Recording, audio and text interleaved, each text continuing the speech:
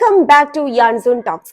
അങ്ങനെ നീണ്ട 2 മാസങ്ങൾക്ക് ശേഷം നമ്മൾ വന്നിരിക്കുകയാണ്. ഒരുപാട് തിരക്കുകളൊക്കെ ആയതുകൊണ്ടായിരുന്നു എനിക്ക് വീഡിയോ ചെയ്യാൻ പറ്റാതിരുന്നത്. അപ്പോ ഇപ്പോ ഞാൻ വന്നിട്ടുള്ളത്, നമുക്ക് എല്ലാവർക്കും അറിയാം, ഇന്ന് ഏറ്റവും കൂടുതൽ നമ്മൾ ചർച്ച ചെയ്തുകൊണ്ടിരിക്കുന്ന വിഷയങ്ങൾ എന്താണെന്ന് ചോദിച്ചാല് ഇന്ന് നമ്മുടെ സമൂഹത്തിൽ കണ്ടുകൊണ്ടിരിക്കുന്ന പല കാര്യങ്ങളെ കുറിച്ചാണ്. അപ്പോ ഇപ്പോ നമുക്കറിയാം, പല വിഷയങ്ങളാണ് നടന്നുകൊണ്ടിരിക്കുന്നത്. ഇപ്പൊ റീസെന്റ് ആയിട്ട് എന്റെ ശ്രദ്ധയിൽ പെട്ടിട്ടുള്ള ഒരു വിഷയം നിങ്ങളോട് അവതരിപ്പിക്കുക എന്നുള്ളതാണ്. അപ്പോ എന്താണ് എന്റെ ഒരു POV, എന്റെ ഒരു പോയിന്റ് ഓഫ് വ്യൂ, അതിലപ്പുറത്തേക്ക് എന്തൊക്കെയാണ് ഇനി ഈ ഒരു വിഷയം കാരണം സംഭവിക്കുക എന്നുള്ളതൊക്കെയാണ്. അപ്പൊ ഈ വീഡിയോ ആദ്യമായിട്ടാണ് കാണുന്നത് എന്നുണ്ടെങ്കിൽ നിങ്ങൾ എന്തായാലും ഈ വീഡിയോ നിങ്ങൾ ചാനൽ ആദ്യമായിട്ടാണ് കാണുന്നുണ്ടെങ്കിൽ നിങ്ങൾ ചാനൽ സബ്സ്ക്രൈബ് ചെയ്യുക. അപ്പോ നമുക്ക് എന്തായാലും എന്താണ് നമ്മളുടെ ടോപ്പിക്, അതിലേക്ക് നമുക്ക് കിടക്കാം അല്ലെ. സഞ്ജു ടെക്കിയുടെ ഒരു വിഷയം ഇപ്പോ നിങ്ങൾ കുറച്ച് ദിവസങ്ങളായിട്ട് കണ്ടിട്ടുണ്ടാകാം. സഞ്ജു ടെക്കിക്കെതിരെ ഇപ്പോ മോട്ടോർ വാഹന വകുപ്പ് നടപടി എടുത്തതായിട്ടുള്ള ഒരു വാർത്ത നിങ്ങൾ ശ്രദ്ധയിൽ പെട്ടിട്ടുണ്ടാവാം. നമുക്ക് ആദ്യം ആ വാർത്തയൊന്ന് കേൾക്കാം. കാറിൽ സ്വിമ്മിംഗ് പൂൾ ഒരുക്കി കുളിച്ചുകൊണ്ട് റോഡിലൂടെ യാത്ര ചെയ്ത സഞ്ജു ടെക്കിക്കെതിരെ പ്രോസിക്യൂഷൻ നടപടികൾ സ്വീകരിക്കണമെന്നായിരുന്നു ഹൈക്കോടതി നിർദ്ദേശിച്ചത്.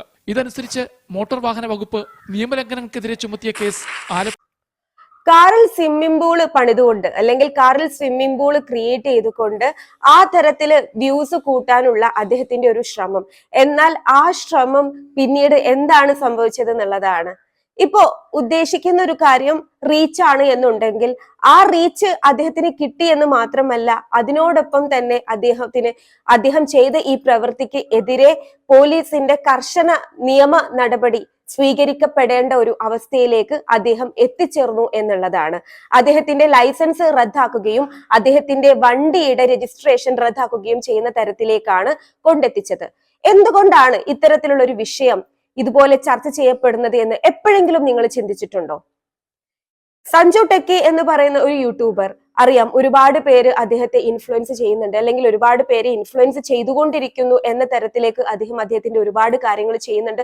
ഒരുപാട് കണ്ടന്റ് ക്രിയേഷൻസ് അദ്ദേഹം നടത്തുന്നുണ്ട്. പക്ഷെ അദ്ദേഹം ഈ നടത്തിയിട്ടുള്ള ഈ കണ്ടന്റ് ക്രിയേഷൻസ് ഒക്കെ, അല്ലെങ്കിൽ അദ്ദേഹം നടത്തിയിട്ടുള്ള എല്ലാ കോണ്ടന്റുകളും എടുത്തു നോക്കിക്കഴിഞ്ഞാൽ തന്നെ പ്രേക്ഷകരെ ഒന്നടങ്കം ഞെട്ടിപ്പിക്കുന്ന, അല്ലെങ്കിൽ പ്രേക്ഷകരെ ഒന്നടങ്കം വല്ലാത്തൊരു തരത്തിലേക്ക് ഇത് കൊള്ളാം, ഇത് വെറൈറ്റി ആണ് എന്ന തരത്തിലേക്ക് പറയുന്ന തരത്തിലുള്ള കണ്ടന്റുകൾ, അല്ലെങ്കിൽ അത്തരത്തിലുള്ള കോണ്ടന്റുകൾ ക്രിയേറ്റ് ചെയ്യാനാണ് അദ്ദേഹം പോലെയുള്ള ഒരുപാട് കോണ്ടന്റ് ക്രിയേറ്റേഴ്സ് ശ്രമിച്ചിട്ടുള്ളത്.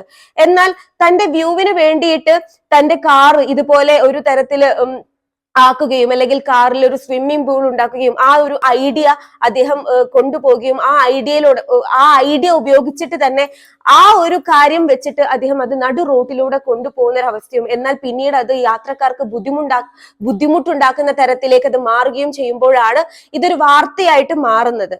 പലപ്പോഴും നമ്മൾ ചിന്തിക്കേണ്ട ഒരു വലിയൊരു വസ്തുതയുണ്ട്. കോണ്ടന്റ് ക്രിയേഷൻ ഇന്ന് ഏറ്റവും കൂടുതൽ സംഭവിച്ചുകൊണ്ടിരിക്കുന്നത്, അല്ലെങ്കിൽ കോണ്ടന്റ് ക്രിയേറ്റേഴ്സ് ഏറ്റവും കൂടുതൽ ഇന്ന് വന്നുകൊണ്ടിരിക്കുന്നത് കോവിഡിന് ശേഷമാണ് എന്ന് പറയുന്നതായിരിക്കും കൂടുതൽ വസ്തുത. യൂട്യൂബ് എന്നൊരു പ്ലാറ്റ്ഫോം, അതിൽ ഒരുപാട് പോസിറ്റീവ് ആയിട്ടുള്ള സൈഡുകൾ ഉണ്ട്. എന്നാൽ തന്നെ ഈ യൂട്യൂബ് എന്ന പ്ലാറ്റ്ഫോമിന്റെ ഒരുപാട് ഡാർക്കസ്റ്റ് റിയാലിറ്റിയിൽ കൂടിയാണ് ഈ ഒരു വിഷയം നമ്മളെ കൊണ്ടെത്തിക്കുന്നത്. ഏറ്റവും കൂടുതലായിട്ട് നമ്മൾ പറയുകയാണെങ്കിൽ എഡ്യൂക്കേഷൻ, അല്ലെങ്കിൽ എന്താണ് ഇതിന്റെ ക്വാളിഫിക്കേഷൻ, യൂട്യൂബ് എന്ന ഒരു ക്രിയേറ്ററിനെ സംബന്ധിച്ചിടത്തോളം യൂട്യൂബ് വരുമാനം, ആ ഒരു വരുമാനത്തിലൂടെ ജീവിക്കാൻ ശ്രമിക്കുന്ന, അല്ലെങ്കിൽ അങ്ങനെ ജീവിച്ചു പോകുന്ന ഒരു ക്രിയേറ്ററിനെ സംബന്ധിച്ചിടത്തോളം അവർക്ക് ഒരു എഡ്യൂക്കേഷണൽ ക്വാളിഫിക്കേഷന്റെയും ആവശ്യമില്ല. അവർക്ക് വേണ്ടത് റീച്ചും ലൈക്കും വ്യൂവുമാണ്. ഈ റീച്ചും ലൈക്കും വ്യൂവിനും വേണ്ടിയിട്ടാണ് അവർ ഇതുപോലെയുള്ള പല കാര്യങ്ങളും ചെയ്യുന്നത്. ബ്ലോഗർമാരുടെ ഇത്തരത്തിലുള്ള പ്രവർത്തികൾ കൊണ്ടെത്തിക്കുന്നത് ഏതൊക്കെ തരത്തിലുള്ള നാശത്തിലേക്കാണ് എന്നുള്ളത് നമ്മൾ തീർച്ചയായിട്ടും മനസ്സിലാക്കേണ്ടതാണ്. നമുക്കറിയാം, 18 താഴെയായിട്ടുള്ള, 18 കുറവായിട്ടുള്ള കുട്ടികൾ പലപ്പോഴും ഇതുപോലെയുള്ളതാണ് കണ്ടുകൊണ്ടിരിക്കുന്നത്.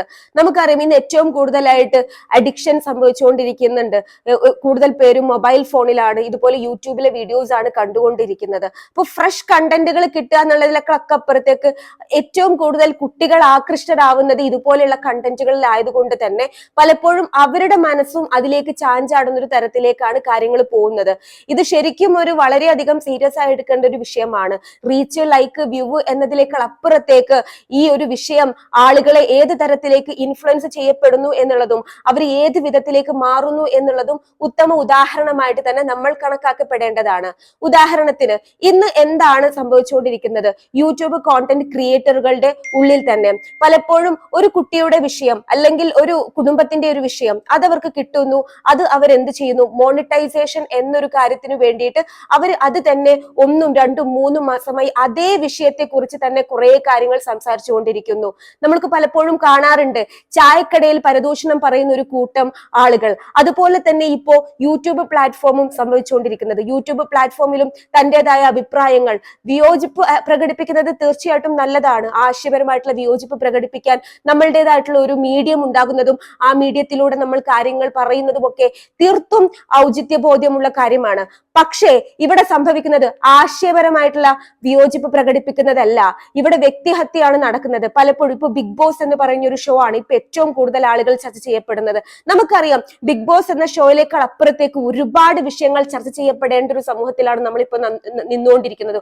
ഒരുപാട് കാര്യങ്ങളുണ്ട്. പക്ഷെ ഇന്നും ബിഗ് ബോസ് ഹൗസിലെ ജാസ്മിൻ ജാഫർ എന്ന് പറയുന്ന അതിലൊരു കണ്ടസ്റ്റന്റ്, ആ കണ്ടസ്റ്റന്റിന്റെ ഗെയിമിനെ കുറിച്ചല്ല പറയുന്നത്. ആ കണ്ടസ്റ്റന്റിന്റെ വ്യക്തി ജീവിതം, പേഴ്സണൽ ലൈഫാണ് പലരും എടുത്തിടുന്നത്.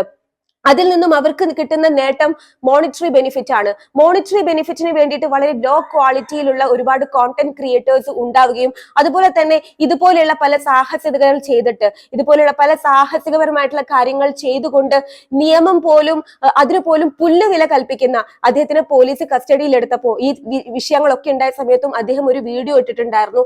അദ്ദേഹത്തിന് എന്താണ് ആദ്യം ഉണ്ടായിരുന്ന റീച്ചിനെക്കാളും ഇപ്പോൾ ഡബിൾ റീച്ച് കിട്ടി. ഇത്തരത്തിൽ മൂല്യച്യുതിയിലേക്ക് നമ്മുടെ സമൂഹം പോകുന്നു എന്നുള്ളത് വളരെ വേദനയോടുകൂടി ഞാൻ നിങ്ങളെ അറിയിക്കുകയാണ്. തീർച്ചയായിട്ടും മറ്റൊരു വീഡിയോ ആയിട്ട് ഞാൻ വരുന്നതായിരിക്കും. അതുവരേക്കും it's me Jilva Janson signing out.